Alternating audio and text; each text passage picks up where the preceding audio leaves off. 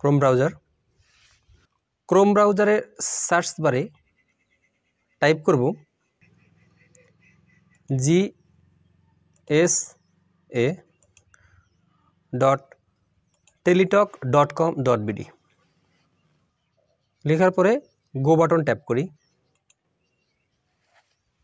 আমি সরকারি বিদ্যালয়ে ভর্তির আবেদন, যেটা আমি অলরেডি করেছিলাম, সেটাতে ক্লিক করি। ভিউয়ার্স, আপনি যদি কোনোভাবে আপনার ইউজার আইডি হারিয়ে ফেলেন বা ডাউনলোড করতে ভুলে যান, তাহলে পুনরুদ্ধার করার জন্য আমরা 3 লাইনসে ক্লিক করি। নিচের দিকে খেয়াল করি ইউজার আইডি পুনরুদ্ধার, এখানে ক্লিক করি। এখানে আপনার প্রার্থীর জন্ম নিবন্ধন নাম্বারটি দিয়ে দিবেন। জন্ম নিবন্ধন নাম্বারটি দিয়ে জাস্ট সাবমিট করে দিই।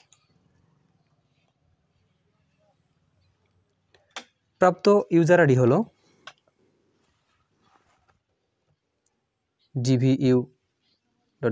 ভিউয়ার্স, ভর্তি সংক্রান্ত যে কোনো তথ্যের জন্য প্লিজ কমেন্ট বক্সে জানাবেন এবং ভালো লাগলে ভিডিওটি লাইক করবেন, শেয়ার করে বন্ধুদের দেখার সুযোগ করে দিবেন, সাবস্ক্রাইব করে আমার চ্যানেলের সাথে থাকবেন। ধন্যবাদ।